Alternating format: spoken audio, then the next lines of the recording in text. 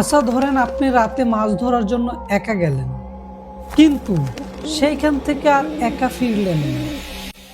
আপনার সাথে অন্য জগতের কেউ একজন ফিরলো, আর ঠিক তাকেই যদি আপনার ভালো লাগে বা ভালোবেসে ফেলেন, তখন কি হবে?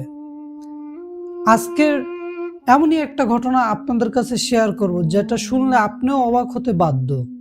হ্যালো প্রিয় লিসেনার্স, আসসালামু আলাইকুম। আশা করি সবাই ভালো আছেন। আল্লাহর রহমত, আপনাদের দোয়া ভালোবাসা, আলহামদুলিল্লাহ আমিও খুব ভালো আছি। আজকের ঘটনাটা যে আমার কাছে শেয়ার করছে তার নাম হচ্ছে শান্ত, আর এই ঘটনাটা তার নিজের সাথেই ঘটে গেছে। আমি তার মুখ থেকে যেভাবে শুনেছি ঠিক সেভাবে করেই বলার চেষ্টা করতেছি। আসসালামু আলাইকুম রহমতুল্লাহ। ভাই কেমন আছেন?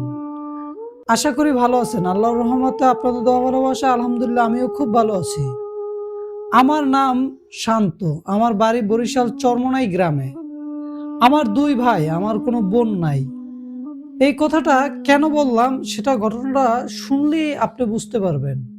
যখন আমার সাথে ঘটনাটা ঘটে তখন আমার বয়স ছিল মাত্র ১৯ বছর। সেই দিনটা ছিল মঙ্গলবার, তারিখটা ১৪ই জুলাই ২০১৮ সাল। এই তারিখটা আমি কি করে ভুলি? এই তারিখটা আজও আমার স্মরণে রয়েছে।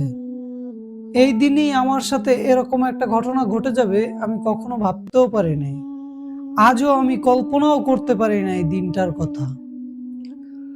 আমাদের বাড়ি গ্রাম অঞ্চলে হওয়ায় এই দিনে নদী, খাল, বিল সবকিছু পানিতে ডুবে যায়। সবাই রাতের আধারে হাতে টর্চ লাইট নিয়ে মাছ ধরতে চলে যায়। আমিও রাতে টর্চ লাইট নিয়ে মাছ ধরতে যাই। ধরতে পারেন এক প্রকারে আমার মাছ ধরা রাতের আধারে একটা নেশা হয়েছিল।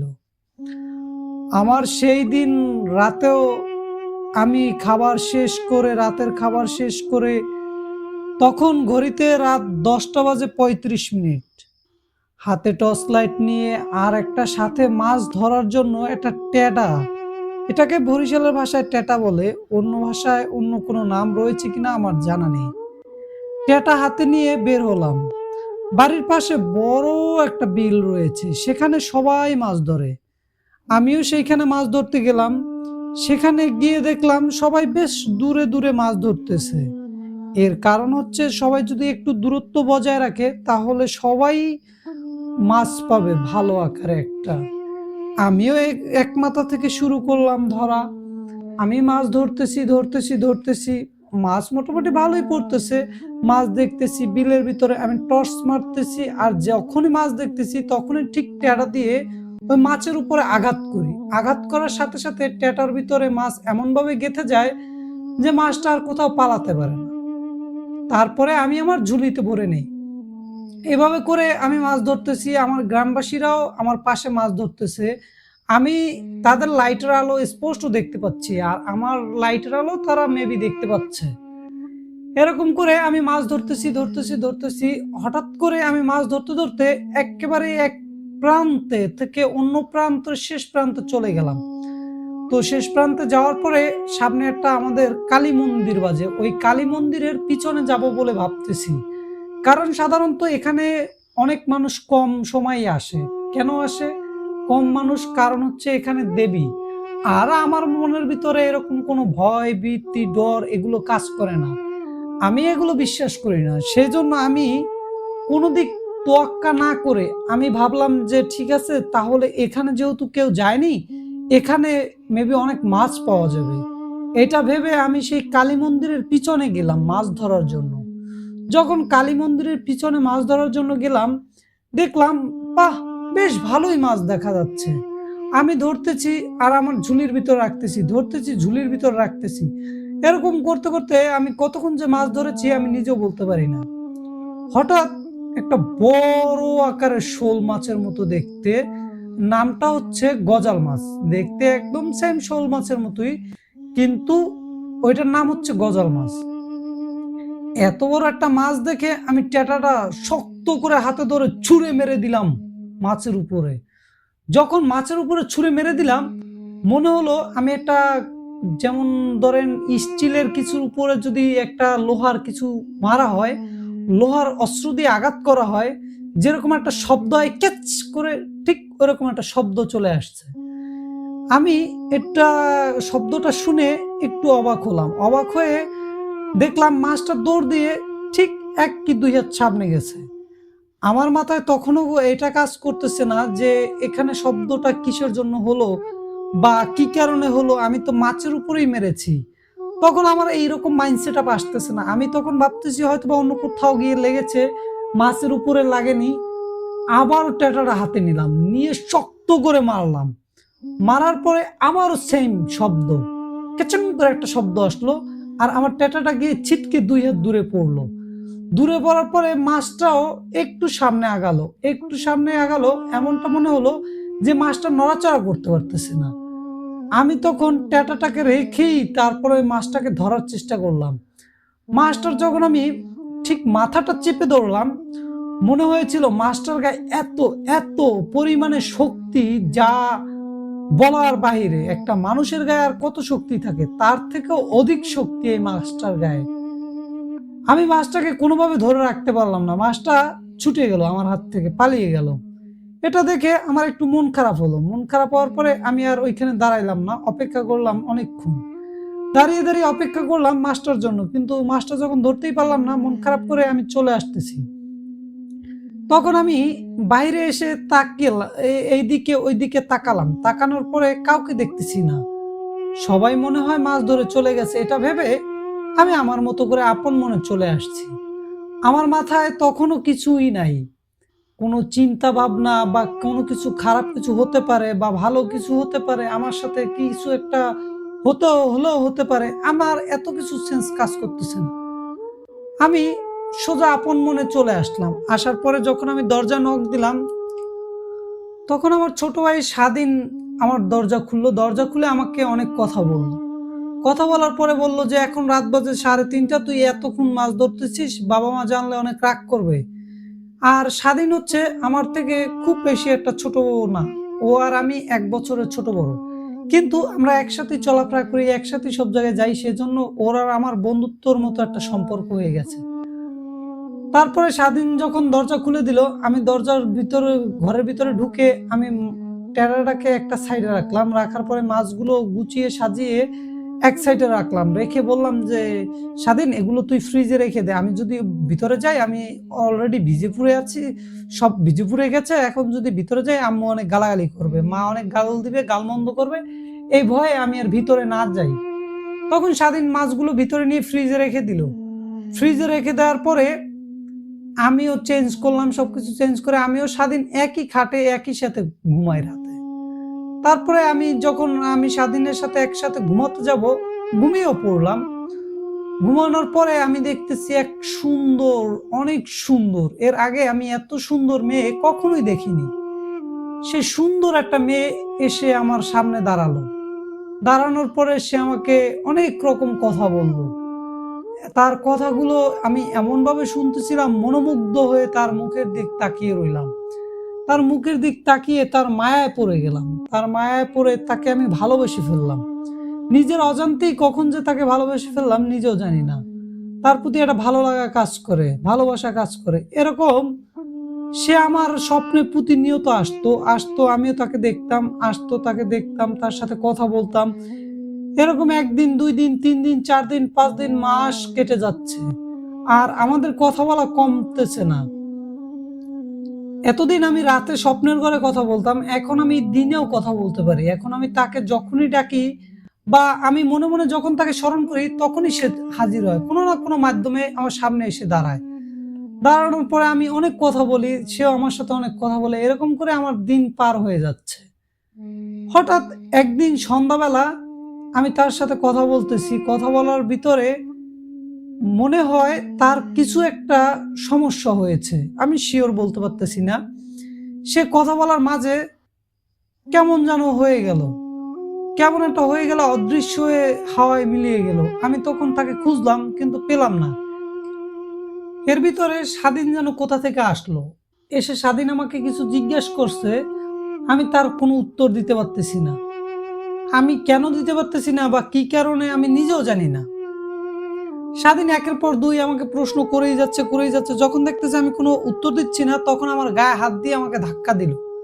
ধাক্কা দেওয়ার পরে আমি নাকি এটা স্বাধীনের মুখ থেকে শুনেছি, আমি নাকি চোখ বড় বড় করে লাল করে তার দিকে তাকিয়ে বললাম, কি হয়েছে, তুই আমার সাথে এমন করতেছিস কেন? দেখতেছিস না চারদিকে আজান দিচ্ছে, এখন আমাকে ডিস্টার্ব করো কেন? আমাকে বিরক্ত করবি না, আমাকে একা থাকতে দে, আমার মতো করে থাকতে দে, আমাকে যেতে হবে অনেক দূরে। আমি যখন স্বাধীনকে এই কথা বললাম, স্বাধীন ভয় পেয়ে গেল। একটু ভয় পেয়ে আমাকে আর কিছু না বলে আমার মাকে বলল। আমার মাকে যখন বলল, আমার মা, আমার এলাকার পাশে এক হুজুর ছিল, সে মোটামুটি ভালো আল্লাহওয়ালাই বলা যায়, তাকে খবর দিল। তাকে খবর দেওয়ার পরে সে আসলো। আসার পরে আমাকে নাকি ওইখানে একটা সার্কেল করে সেখানে বসালো। বসানোর পরে আমাকে অনেক কিছু জিজ্ঞাসা করা হচ্ছে, কিন্তু আমি কোনো উত্তর দিচ্ছি না। এটা দেখে হুজুরে কিছু দোয়া দুরুদ পড়লো। দোয়া কালাম পড়ার পরে হুজুরে তাকে জিজ্ঞাসা করলো, তুই কে বা কোথা থেকে এসেছিস, এই ছেলেটার মাঝে কেন ভর করতেছিস? আমি তখন কোনো কিছু বলতেছি না, কোনো উত্তর দিচ্ছি না, কথাই বলতেছি না। এটা দেখে ইমাম সাহেব কি যেন একটা ছুঁড়ো পড়লো। ছুঁড়ো পড়ার পরে আমাকে ফু দিয়ে দিল। ফু দেওয়ার পরে আমাকে পানি পড়া দিয়ে দিল আর বলল যে সমস্যা নাই, ওর কিছু হয় নাই, ও ঠিক আছে, ও সবকিছু নর্মাল, হয়তোবা একটু ভয় পেয়েছে, এখন আমি পানি পড়া দিয়েছি আর ফু দিয়ে গেলাম, ও ঠিক হয়ে যাবে। এই কথা বলে ইমাম সাহেব চলে গেল। তারপরে সবকিছু নর্মাল, সবকিছু ঠিক আছে। আর তারপরে আমি আর সেই মেয়েটাকে কখনো দেখতেও পাই না। এরকম করে বেশ কিছুদিন চলে গেল, মনে হয় 1 বছর প্লাস চলে গেল। হঠাৎ আমার গ্রামের একটা ছোট ভাই, ওর নাম হচ্ছে তারাজ, ওই তারাজকে কিছু একটা ভর করছে, কোনো একটা দুষ্ট জিন তারাজকে ভর করছে। এটা দেখে তারাজের আম্মু, বাবা, মা ওরা খুব চিন্তিত। তারপরে ওরা ওই এলাকার সব থেকে, আমাদের এলাকার সব থেকে বড় হুজুর, তাকে নিয়ে আসলো। তাকে নিয়ে আসার পরে সেই হুজুরে ঝাড়ফুঁক করতেছে, দোয়া দুরুদ পড়তেছে। সে রুকাইয়া করার জন্য একটা সার্কেল তৈরি করলো। সে একটা সার্কেল তৈরি করে অনেক জোরে জোরে জোরে জোরে রুকাইয়া পড়তেছে। সে দারাজকে মাঝখানে বসিয়ে রুকাইয়া পড়তেছে। এইদিকে আমি নাকি তখন বাসায় ছিলাম। পরবর্তীতে এই কথাগুলো আমি স্বাধীনের মুখ থেকে শুনেছি। আমি বাসা থেকে দরজায় লাথি দিয়ে দরজা ভেঙে, যে এত আমার গায়ে এত শক্তি হয়েছে যে এক লাথিতে আমি দরজা ভেঙে ফেলছি। দরজা ভেঙে গিয়ে হুজুরকে অনেক গালমন্দ করেছি। এদিকে দারাজ, সেও এক পর্যায়ে চুপচাপ বসে আছে। আমি এসে হুজুরকে প্রচন্ড বিচ্ছিরি ভাষায় গালি দিচ্ছি। এটা দেখে আমার ফ্যামিলির লোকজন সবাই অবাক হয়ে হা করে আমার দিকে তাকিয়ে আছে, যে ওর হঠাৎ করে কি হলো। স্বাধীনও আমার দিকে নাকি তখন তাকিয়েছিল, কিন্তু আমি কোনো কিছুই শুনতেছি না, কারো বাধা মানতেছি না। আমি হুজুরকে প্রচন্ড স্বরে গালি দিচ্ছি আর বলতেছি, তুই এগুলো এখানে বসে করতেছিস কেন? হুজুরে তখন আমাকে কি যেন একটু পরে ফু দিল। ফু দেওয়ার পরে আমি ওইখানে নাকি অজ্ঞান হয়ে পড়ে আছি। অজ্ঞান হয়ে পড়ার পরে সে ওই রুকাইয়া করার জন্য যে সার্কেলটা তৈরি করছে, সেই সার্কেলের ভিতরে আমাকে নিয়ে সেখানে বসিয়ে দিল।